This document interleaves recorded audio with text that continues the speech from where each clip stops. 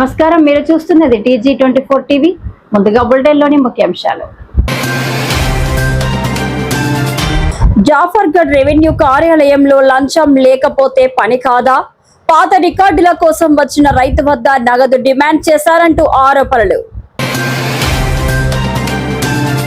నకిలీ విత్తనాలపై సూర్యాపేట పోలీసు ఉక్కుపాదం. దొడ్ల వెంకటేష్ గౌడ్ ఆధ్వర్యంలో ఘనంగా రాహుల్ గాంధీ జన్మదిన వేడుకలు. హిల్ట్ పాలసీ పేరుతో భూదందా జరుగుతుంది. దాసోజు శ్రావణ్.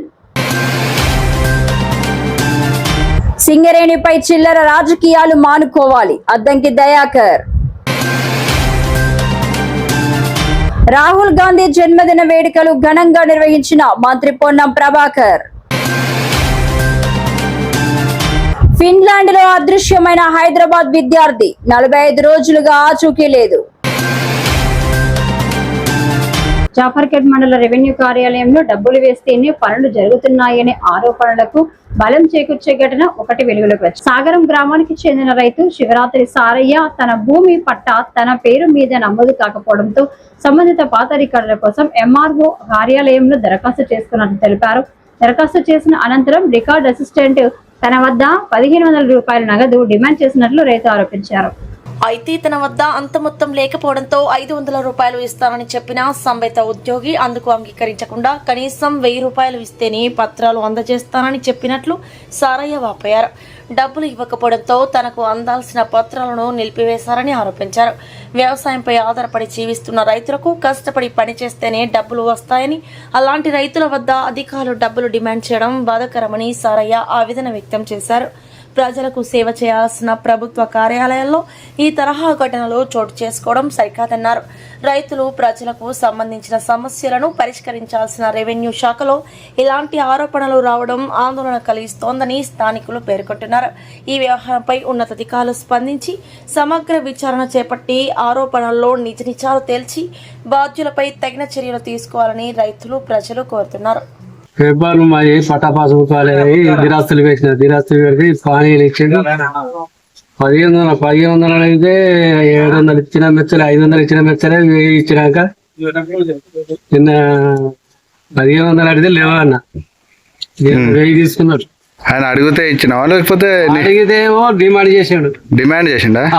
నకిలీ విత్తనాల ముఠాపై సూర్యాపేట పోలీసులు కొరడా. వానాకాలం సమీపిస్తున్న నేపథ్యంలో నకిలీ విత్తనాల దందా విజృంభిస్తున్న నేపథ్యంలో రైతులు జాగ్రత్త వహించి నకిలీ విత్తనాలను తీసుకొని మోసపోవద్దు అని జిల్లా ఎస్పీ నరసింహ IPS సూచించారు. రైతులు వ్యవసాయ శాఖ సూచించిన ప్రభుత్వం గుర్తింపు పొందిన విత్తనాలను తీసుకొని సాగు చేసుకోండి. మీరు విత్తనాలను తీసుకున్న షాపు నుండి బిల్లులను తీసుకుని వాటిని భద్రపరచుకోండి. నకిలీ విత్తనాలు అమ్మినట్లు మీకు ఏమైనా సమాచారం ఉన్నట్లయితే పోలీస్ శాఖకు తెలియజేయండి. ఈ సమాచారాన్ని గోప్యంగా ఉంచి వారిపై చర్య తీసుకుంటాం. ఈ సమావేశంలో జిల్లా DSP, CI, SIలు, పోలీస్ సిబ్బంది పాల్గొన్నారు. వానాకాలం సీజన్ స్టార్ట్ అయింది. రైతన్నలు వాళ్ళ యొక్క పంటలు వేయడానికి భూమిని సిద్ధం చేస్తూ ఉన్నారు. ఈ సందర్భంగా మీడియా మిత్రుల ద్వారా ప్రతి రైతన్నకు పోలీసు వారి విజ్ఞప్తి ఏంటంటే నకిలీ విత్తనాలని కొని మోసపోవద్దు. మామూలుగా దళారులు ఈ యొక్క గడ్డి మందుకు తట్టుకునే విత్తనాలని వాళ్ళు అమ్ముతూ ఊర్లలో నమ్మించి అమ్మడానికి అవకాశం ఉంది. హెర్బిసైడ్ టాలరెన్స్ విత్తనాలు అనేవి మార్కెట్లో లేవు. అవి పర్యావరణాన్ని నాశనం చేసే విత్తనాలు. మనం వాటి మీద దృష్టి పెట్టి రైతన్నులందరూ కూడా నకిలీ విత్తనాల జోలికి వెళ్లకుండా మీరు వ్యవసాయ శాఖ సూచించినటువంటి ఆథరైజ్డ్ డీలర్స్ దగ్గర, ఆథరైజ్డ్ షాప్స్ దగ్గర కొనుక్కొని మీరు కొన్న బిల్లులను భద్రపరచుకోండి. సరైన దిగుబడి రానప్పుడు మీరు కంపెన్సేషన్ అడగడానికి కూడా అవకాశం ఉంటుంది.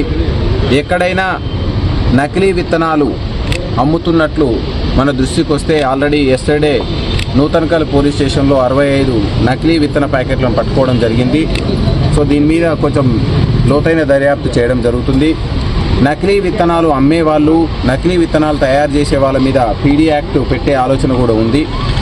ఇదే కాదు, మీ దృష్టికి ఎక్కడైనా నకిలీ విత్తనాలు అమ్ముతున్నట్లు దృష్టికి వచ్చినా ఖచ్చితంగా పోలీసుకు తెలియజేయండి.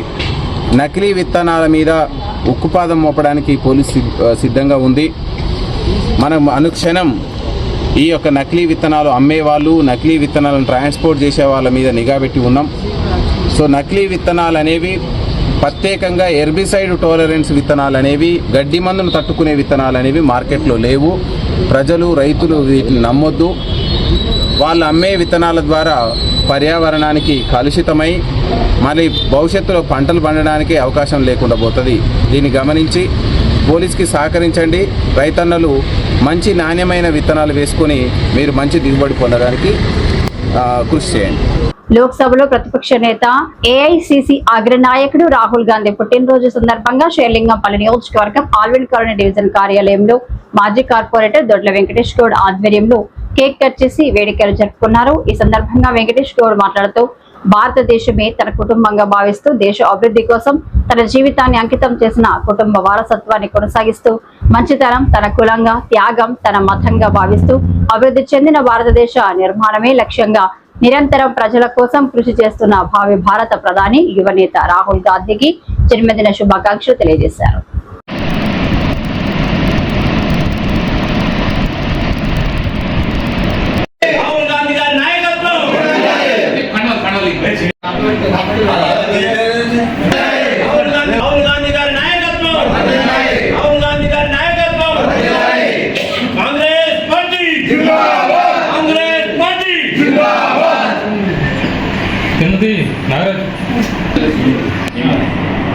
షుగర్ లేకుండా పెట్టు.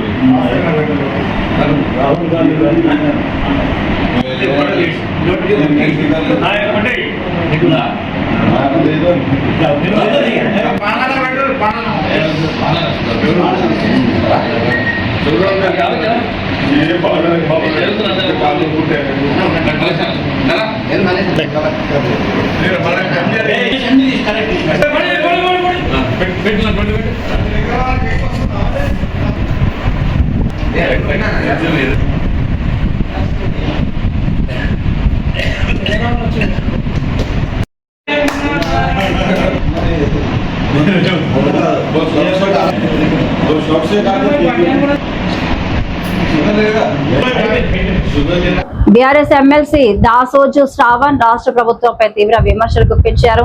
హిల్డ్ పాలసీ పేరుతో భారీ స్థాయిలో భూదందాలు, అవకతవకలు జరుగుతున్నాయని ఆరోపించారు. ఫ్యూచర్ సిటీ ప్రాజెక్టు ప్రభుత్వ భూముల వేలం ప్రక్రియల్లో పారదర్శకత లోపించిందని పేర్కొన్నారు. ఈ అంశాలకు సంబంధించిన పూర్తి వివరాలతో త్వరలోనే ఒక ఛార్జ్ షీట్ ను ప్రజల ముందుకు తీసుకువస్తామని దాసోజు శ్రవణ్ వెల్లడించారు. రాష్ట్ర ప్రభుత్వం ప్రజల సంక్షేమాన్ని పక్కన పెట్టి ప్రజా సంపదను దోపిడీ చేసే విధంగా పాలన సాగుతోందని విమర్శించారు. ప్రభుత్వ నిర్ణయాలపై ప్రజల్లో అనేక అనుమానాలు వ్యక్తమవుతున్నాయని, వాటికి సమాధానం చెప్పాల్సిన బాధ్యత ప్రభుత్వానిదేనని ఆయన అన్నారు. భూముల వ్యవహారాల్లో పూర్తి పారదర్శకత పాటించి ప్రజలకు నిజాలు వెల్లడించాలని ప్రభుత్వాన్ని డిమాండ్ చేశారు. అమ్మిన తర్వాత మళ్ళీ ఆ ప్లాట్ని ఇంకొకటికి అమ్ముడు పోకుండా ప్రొటెక్షన్ కూడా వాళ్ళే కల్పిస్తారు. That is the fundamental ethics. నేను స్వయానా రియల్ ఎస్టేట్ బ్రోకర్గిరి చేసిన అని చెప్పుకునే రేవంత్ రెడ్డి గారు ఆ బేసిక్ బ్రోకర్కున్న ఎథిక్స్ కూడా లేకుండా ఇవాళ ఒక ముఖ్యమంత్రి హోదాలో కూర్చొని ఇవాళ ఒక చిల్లర దందాలు చేస్తూ ఉన్నాడు. ప్రభుత్వమే భూమి అమ్ముతుంది, మళ్ళీ ప్రభుత్వమే ఇంకొకటికి రిజిస్ట్రేషన్ చేస్తుందనంటే అసలు మతి ఉన్న ప్రభుత్వమా, మతి లేని ప్రభుత్వమా, కనీస నీతి నిజాయితీ విలువలు ఏమైనా ఈ ప్రభుత్వానికి ఉన్నాయా, ముఖ్యమంత్రికి ఉన్నాయా, లేవా? ఆఖరికి రియల్ ఎస్టేట్లో కూడా చాలామంది పొద్దున్న లేస్తే ప్లాట్లు అమ్మి ప్లాట్లు కొనుక్కుంటారు. వాళ్ళు కూడా సిగ్గుపట్టేట్టున్నది. నేను రియల్ ఎస్టేట్ దందాలు చేసుకుంటా అని చెప్పని ఆ జాతి నుండి వచ్చినా అని చెప్పుకునే రేవంత్ రెడ్డి, ఆ జాతి కూడా ఇవాళ రియల్ ఎస్టేట్ వ్యాపారం చేసుకునే జాతి కూడా సిగ్గుపడేటువంటి ఒక రీతిలో ఇవాళ చిల్లర మల్లరగా వ్యవహరిస్తూ ఉన్నాడు. మేము డిమాండ్ చేస్తూ ఉన్నాం, ఇది క్రిమినాలిటీ. ఒక ప్లాట్ను ఒకళ్ళ మీద రిజిస్ట్రేషన్ చేసి మళ్ళీ సెకండ్ రిజిస్ట్రేషన్ చేయడం అనేటువంటిది క్రిమినల్ చర్య. ఈ క్రిమినల్ చర్యలకు పాల్పడ్డట్టయితే తప్పనిసరిగా అతని పైన క్రిమినల్ కేసులు నమోదు చేయాలా. It's breach of trust, it's cheating. ఇది నమోదు చేయాలని చెప్పి నేను కోరుతా ఉన్నాను. రెండోది ఏంటి అంటే, పాలకుడు అనేటువంటి వాడు ఎవడైనా సరే, ఎవరైనా కానివ్వండి, రేపు పొద్దునట్టు ఇంకెవరైనా ముఖ్యమంత్రి అయినా లేకపోతే ఏ రాష్ట్రంలో ఎవరైనా ముఖ్యమంత్రులైనా ప్రధానమంత్రులైనా పాలకులు తోటమాలి లాంటి వాళ్ళు. 5 ఏళ్ల పాటు కట్టుబాటు కలిగినటువంటి ఒక తోటమాలి మాత్రమే. కానీ తోటమాలి 5 ఏళ్ళు ఉండవా అని అంటే నేను చెట్లను నరుకుతా, నేను అందులో భూమి ముక్కలు చేసి భూమిని అమ్ముతా అనంటే చర్ణకోల పట్టుకొని బడత పూజ చేస్తారు. ఇవాళ రేవంత్ రెడ్డికి నా భయం లేదు, భక్తి లేదు. గతంలో ఉన్న ప్రభుత్వం బీఆర్ఎస్ ప్రభుత్వ హయాంలో కూడా హెచ్ఎండిఏనో అక్కడో ఇక్కడో చిన్న చిన్న నిరుపయోగం ఉన్న భూములు అమ్మినప్పుడేమో సత్యగురుగు లెక్క సత్యహరిశ్చంద్రునికి ఆయనే వారసుడు అయినట్టుగా ప్రెస్ మీట్లు పెట్టి భూములు అమ్ముతున్నారు అని చెప్పని మాట్లాడినావు కదా సత్యగురుగి. మరి ఆ గురిగింజ మాటలు ఏమైనాయి రేవంత్ రెడ్డి వాళ్ళ? విచ్చలవిడిగా రియల్ ఎస్టేట్ దందాలకు పాల్పడుతున్నాడు. ముఖ్యమంత్రి అనే టైటిల్ తీసేసుకోవాలి Revanth Reddy. Real estate broker అని తగిలించుకుంటే బాగుంటుంది. In the capacity of the chief minister, ముఖ్యమంత్రి కుర్చీలో కూర్చొని నిస్సిగ్గుగా నిర్లజ్జగా రియల్ ఎస్టేట్ బ్రోకర్గిరి చేస్తున్నటువంటి ఒక రేవంత్ రెడ్డి ఇవాళ శాశ్వతంగా తెలంగాణ సంపదను ఇవాళ పెట్టుబడిదారులకు తన బినామీగాళ్లకి ఇవాళ కట్టబెట్టే ప్రయత్నం చేస్తా ఉన్నాడు ప్రభుత్వ భూమిని. కాంగ్రెస్ నేత అద్దంకి దయాకర్ బీజేపీపై తీవ్ర స్థాయిలో విమర్శలు గుప్పించారు. సింగరేణి అంశాన్ని రాజకీయ లబ్ధి కోసం ఉపయోగించుకోవద్దని, చిల్లర రాజకీయాలకు స్వస్తి చెప్పాలని ఆయన డిమాండ్ చేశారు. సింగరేణిని ప్రైవేటీకరించేందుకు కేంద్రంలోని బీజేపీ ప్రభుత్వం ప్రయత్నించిందని ఆరోపించిన దయాకర్, కార్మికుల హక్కుల ప్రయోజనాలను కాపాడేందుకు కాంగ్రెస్ పార్టీ ఎప్పటికప్పుడు పోరాడిందన్నారు. సింగరేణి సంస్థ పరిరక్షణలో కాంగ్రెస్ కీలక పాత్ర పోషించిందని పేర్కొన్నారు. బీజేపీ, బీఆర్ఎస్ పార్టీలు కలిసి సింగరేణిపై రాజకీయ కుట్రలు చేస్తున్నారని ఆరోపించిన ఆయన, కార్మికులను తప్పుదోవ పట్టించే ప్రయత్నాలు చేస్తున్నారని విమర్శించారు. కాంగ్రెస్ ప్రభుత్వం సింగరేణి కార్మికులకు బోనస్లు అందించి సంస్థ అభివృద్ధి మరియు కార్మిక సంక్షేమానికి కట్టుబడి పనిచేస్తోందని తెలిపారు. సింగరేణి భవిష్యత్తు, కార్మికుల సంక్షేమమే కాంగ్రెస్ ప్రభుత్వ ప్రధాన లక్ష్యమని అద్దంకి దయాకర్ స్పష్టం చేశారు. సింగరేణి మీద చిల్లర రాజకీయాలు బీజేపీ చేయడం మానుకోవాలి. మీకు ఆ నైతిక అర్హత లేదు. బీజేపీ ప్రభుత్వమే, బీజేపీ పార్టీనే కిషన్ రెడ్డి గారి నేతృత్వంలోనే బొగ్గు బ్లాక్లను ప్రైవేట్ పరం చేయాలని, బొగ్గు బ్లాక్లను వేలమేయాలని చెప్పి సింగరేణి అస్తిత్వాన్ని ఈరోజు మంటలో కలుపుతున్న నాయకులే సింగరేణి సందర్శన కొరకు అని పోతున్నారు. మొన్నటిదానిక బీఆర్ఎస్ లో ఒక డ్రామా ఆడినరు, ఏమని అక్కడేదో బొగ్గు నిల్వలు తక్కువ ఉన్నాయని చెప్పేసి. కానీ గత ప్రభుత్వంలో వాళ్ళు సిరిసిల్లకు, సిద్దిపేట, గజ్వేలకు సింగరేణి నిధులు వాడుకుంటున్నప్పుడు కామ్గా ధృతరాష్ట్రం లెక్క కూర్చున్నాడే కిషన్ రెడ్డి. ఇప్పుడు సింగరేణి పర్యటనలకు బీజేపీ పోతుంది. ఆయన మంత్రి, ఇక్కడ ఆయన మంత్రి అనేది మర్చిపోయి ప్రతిపక్ష నాయకుడు అనుకుంటున్న పరిస్థితి. ఎంత దౌర్భాగ్యమైన స్థితితో ఆలోచించండి. సింగరేణి నిధులకు ఎసరు పెట్టింది ఎవరు? బీఆర్ఎస్ కాదా? అప్పుడు బీజేపీ కామ్గా లేదా? మొన్నటిదానిక ఆయన హరీష్ రావు ఒక నాటకం ఆడింది, ఇప్పుడు కొత్తగా బీజేపీలో ఒక నాటకం ఆడుతున్న పరిస్థితి. అంటే మీరు కలిపి చేస్తున్న ప్రయత్నాలు అర్థం కావట్లేదు. అందుకని సింగరేణి కార్మికులను, వీళ్ళను అడ్డుకోవాలని చెప్పి నేను విజ్ఞప్తి చేస్తున్నాను. సింగరేణిని ఫిజిల్ అవుట్ చేసి సింగరేణి యొక్క భవితవ్యాన్ని మన ప్రశ్నార్థకం చేసిన వీళ్ళు 2 సంవత్సరాలకి సింగరేణిలో ఏమో జరిగిందని చెప్పేసి పోవడం వెనుక ఉన్న ఉద్దేశం ఏంటి? వాళ్ళిద్దరు రాజకీయ రాష్ట్రమిత్రులు, ఈయన చేసింది మళ్ళీ ఆరిపోవద్దని చెప్పి ఆయనకు తలిగిచ్చేస్తారు. కాబట్టి అలా చాలా మంది సింగరేణి చుట్టూ రాజకీయాలు చేయడం వెనుక ఒక రాజకీయ లబ్ధి చూసుకుంటున్నారు. రేపు ఎన్నికలు జరిగితే అక్కడ లబ్ధి పొందాలనే ఉద్దేశం తప్పితే మరొకటి కాదు. కాబట్టి నేనేమంటున్నంటే, ప్రైవేటు పరం చేయడానికి బీజేపీ ప్రభుత్వం చేస్తుందా లేదా అనేది కిషన్ రెడ్డి సమాధానం చెప్పాలి. సింగరేణి అసలు బొగ్గు నిల్వల్ని మొత్తమే ప్రైవేట్ కంపెనీలకు, తన సొంత మనుషులకు కట్టబెట్టాలని చూసిన బీజేపీకి సింగరేణి బొగ్గు మీదనో, బొగ్గు నిల్వల మీదనో ప్రశ్నించే నైతిక హక్కు ఉందా? ఆత్మపరిశీలన చేసుకోండి. కాబట్టి అలా ఏదో రోజుకో కార్యక్రమం ఉండాలి కాబట్టి మనమేడ వెనకబడిపోతాము బీఆర్ఎస్ కంటే అని చెప్పేసి మీరు పోయినా, వాళ్ళు పోయినా మీరిద్దరూ కలిసిపోవడానికి చేసే ప్రయత్నాలు తప్పితే మీరు కొత్తగా చేసేది ఏం లేదని నేను తెలియజేస్తున్నా. అన్నిటికంటే ముఖ్యంగా నేను అంటున్న, ప్రైవేటు పరం చేసే కుట్రలను తిప్పికొట్టింది కాంగ్రెస్ పార్టీ. సింగరేణిని ఈరోజు ఆదుకుంటున్నది కాంగ్రెస్ పార్టీ. సింగరేణి కార్మికులకు బోనస్ ఇచ్చింది కాంగ్రెస్ పార్టీ. సింగరేణి నిల్వలకు రక్షకులుగా ఉన్నది కాంగ్రెస్ పార్టీ. సింగరేణి భక్షకులు, సింగరేణి రక్షకులం అని చెప్పిపోతుంటే కార్మికులు కానీ ప్రజలు కానీ చూస్తూ నమ్ముతారని అనుకుంటే మీది పిచ్చి భ్రమ తప్పితే మరొకటి కాదు. అందుకనే ఈ చిల్లర రాజకీయాలు బంద్ చేయాలని చెప్పి బీజేపీ నాయకులకు కోరుతున్నారు. కాంగ్రెస్ అగ్రనేత, లోక్సభ ప్రతిపక్ష నాయకుడు రాహుల్ గాంధీ జన్మదినాన్ని పురస్కరించుకుని హైదరాబాద్ లో మంత్రి పొన్నం ప్రభాకర్ ఆధ్వర్యంలో వేడుకలు ఘనంగా నిర్వహించారు.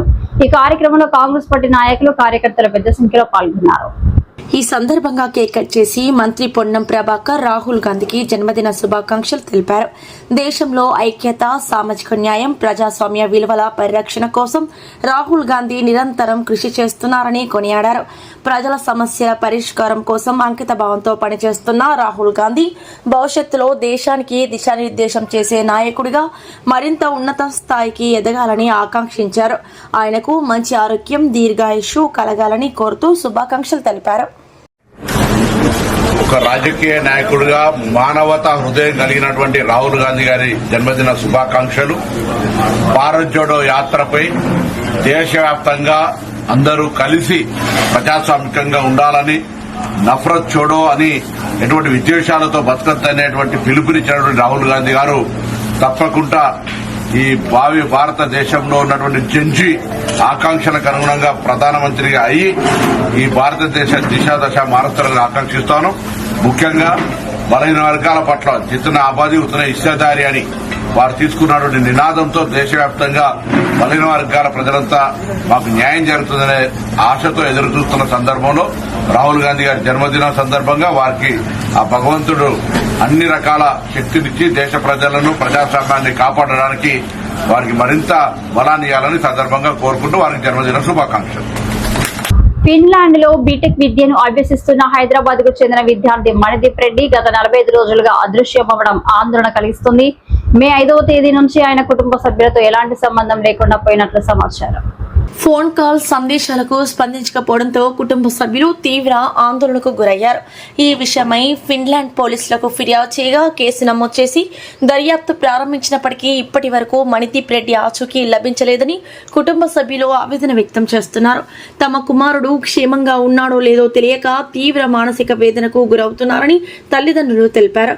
మణిదీప్ రెడ్డి చెడును గుర్తించి అతడిని సురక్షితంగా స్వదేశానికి తీసుకురావాలని కేంద్ర రాష్ట్ర ప్రభుత్వాలను వేడుకుంటున్నారు. ఈ ఘటనపై భారత విదేశాంగ శాఖతో పాటు సంబంధిత అధికారులు వెంటనే స్పందించి విద్యార్థి ఆచూకీ కోసం ప్రత్యేక చర్యలు చేపట్టాలని కుటుంబ సభ్యులు కోరుతున్నారు. మా బాబు పేరు మణిదీప్ రెడ్డి. 2025లో ఫిన్లాండ్కు బీటెక్ గురించి వెళ్ళిండండి. అక్కడ 2026లో బీటెక్ ఫస్ట్ ఇయర్ అయిపోయింది. మే 1 నుంచి మాకు కాంటాక్ట్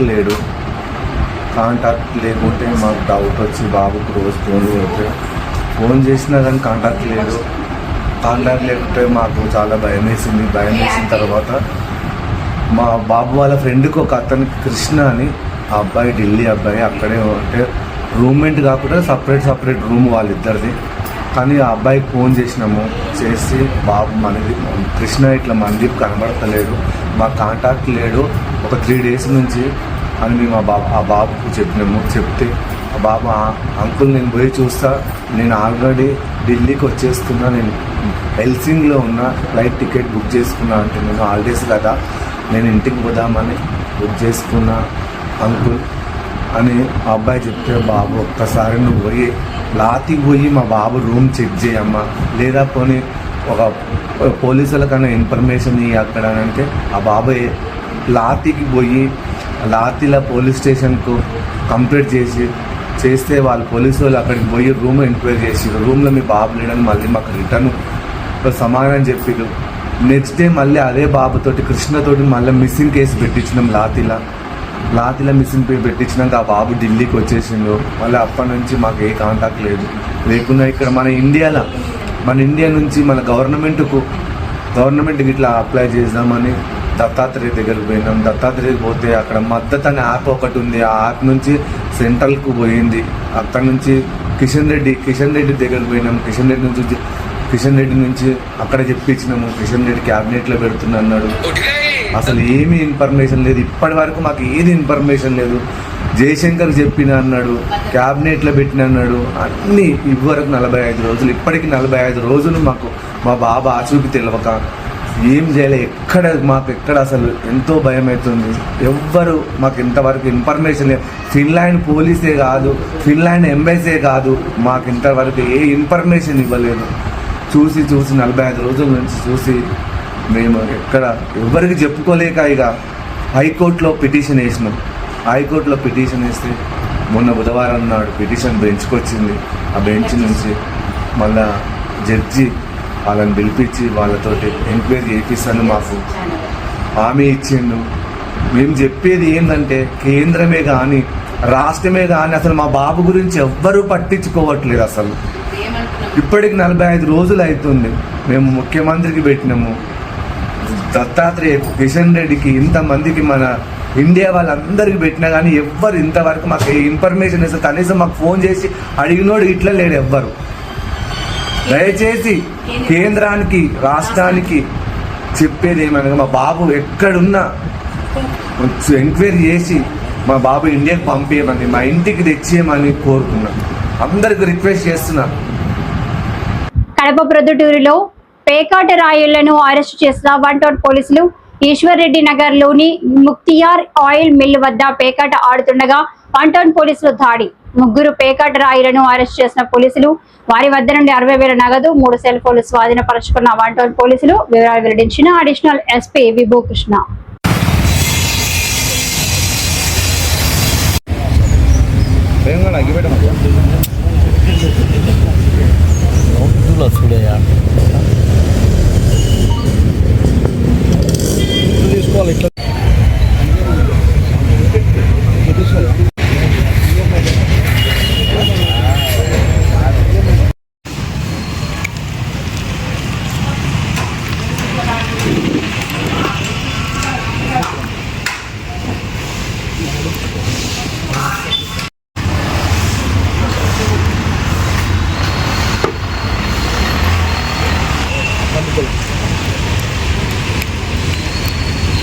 అందరికీ నమస్కారం.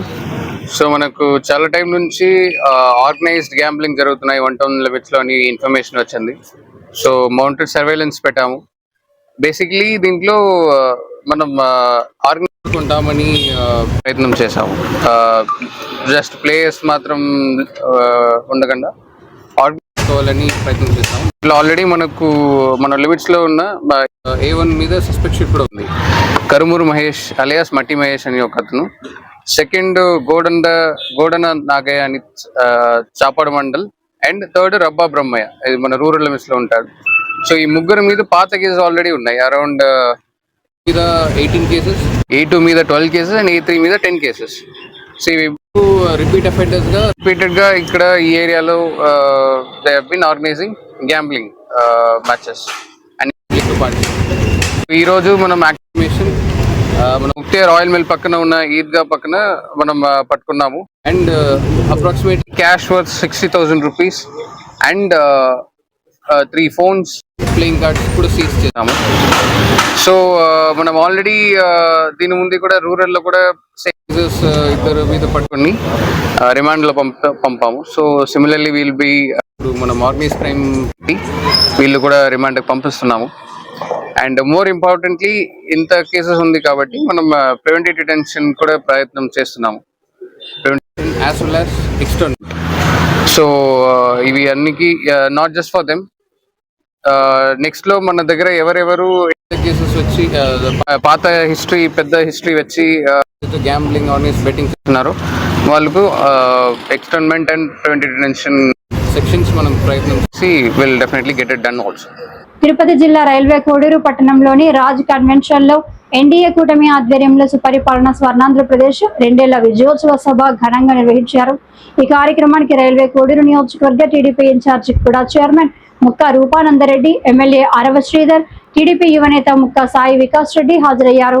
5 మండలాల నుంచి భారీ సంఖ్యలో ఎన్డీఏ కూటమి నాయకులు, కార్యకర్తలు, అభిమానులు పాల్గొన్నారు. కార్యక్రమంలో జ్యోతి ప్రజ్వలన అనంతరం సభను ప్రారంభించారు.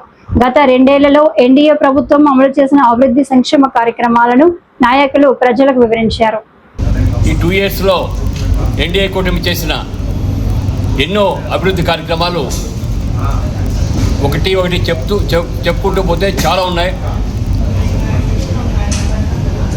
తల్లికి వందనం అయితేనేమి, స్త్రీలకు బస్సు ఫ్రీ అయితేనేమి, సీఎంఆర్ రిలీఫ్ ఫండ్ చెక్స్ అయితేనేమి, అన్నదాత సుఖీభావ్ అయితేనేమి, ఎన్నో చెప్పుకుంటూ పోతే ఎన్నో కార్యక్రమాలు, అభివృద్ధి కార్యక్రమాలు ఎన్డీఏ కూటమి ఈ 2 ఇయర్స్లో చేయడం జరిగింది. ఈరోజు ఒక రైల్వే కోడూరులోనే రోడ్లు అయితే 180 crores దాదాపుగా 180 crores సంబంధించి మారుమూల గ్రామంలో కూడా ఈ రోడ్స్ వేయడం జరిగింది. అదేవిధంగా ఈరోజు చిట్వేలి కోడూరు రోడ్డు అయితేనేమి 40 సంవత్సరాల కల అది. ఎన్నో గవర్నమెంట్లు వచ్చినాయి పోయినాయి, ఇప్పటి వరకు ఆ రోడ్డు వేయడం జరగలేదు. ఈరోజు కోడూరు నుంచి చిట్వేలి పోవాలంటే 25 నిమిషాల్లో సరళంగా వెళ్ళిపోతున్నారు. అంటే అది చేసింది వెన్నుపోటు కాదు, అది వైఎస్ఆర్సీపీ చెప్పినట్లు, ఎక్స్ఎమ్మెల్యే గారు చెప్పినట్టు ఇది ఎన్నుపోటు కాదు, అది అభివృద్ధి.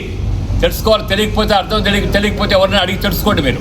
మేడ్చల్ జిల్లా కుత్బుల్లాపూర్ నియోజకవర్గం పరిధిలోని బాచుపల్లి కాంగ్రెస్ పార్టీ కార్యాలయంలో రాహుల్ గాంధీ జన్మదిన వేడుకలు భారతదేశమే తన కుటుంబంగా భావిస్తూ దేశ అభివృద్ధి కోసం తన జీవితాన్ని అంకితం చేసిన ఆ కుటుంబ వారసత్వాన్ని కొనసాగిస్తున్న నాయకుడు రాహుల్ గాంధీ మంచితనం, తన కులంగా, త్యాగం తన మతంగా భావిస్తూ అభివృద్ధి చెందిన భారతదేశ నిర్మాణమే లక్ష్యంగా నిరంతరం ప్రజల కోసం కృషి చేస్తున్న భావి భారత ప్రధాని యువనేత రాహుల్ గాంధీకి హృదయపూర్వక జన్మదిన శుభాకాంక్షలు తెలియజేస్తూ కుత్బుల్లాపూర్ నియోజకవర్గంలో ఘనంగా జన్మదిన వేడుకలు నిర్వహించబడ్డాయి.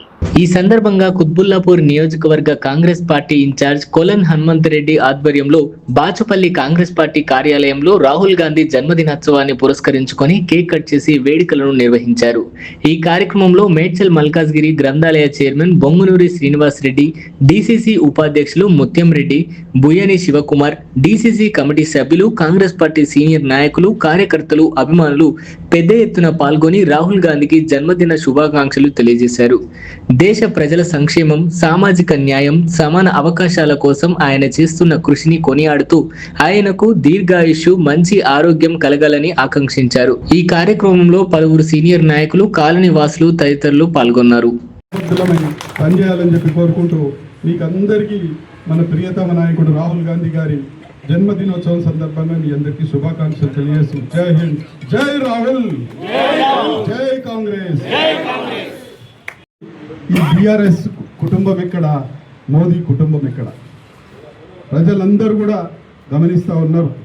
రాహుల్ గాంధీ ఏ రకంగా మరి కుల మతాలకు అతీతంగా ముందుకు పోతా ఉన్నారో, ఈ దేశంలో పదవులు కాదు ముఖ్యం, ఈ దేశంలో ఉన్నటువంటి కుల మతాలకు అతీతంగా ప్రజలందరూ ముఖ్యం అని చెప్పి ముందుకు పోతున్నటువంటి రాహుల్ గాంధీ గారి నాయకత్వంలో మనం అందరం కూడా పనిచేద్దాం.